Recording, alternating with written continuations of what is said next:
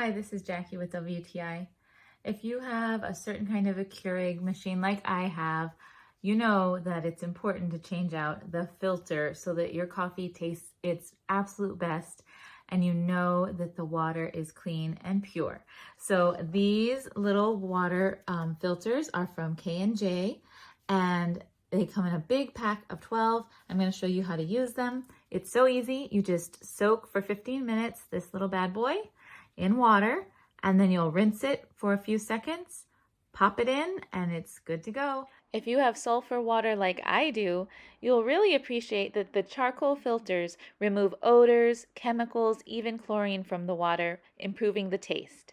So you can have fresh coffee from your Keurig all the time and keep it coming without worrying that the water is gonna have buildup in it with this little filter by K&J.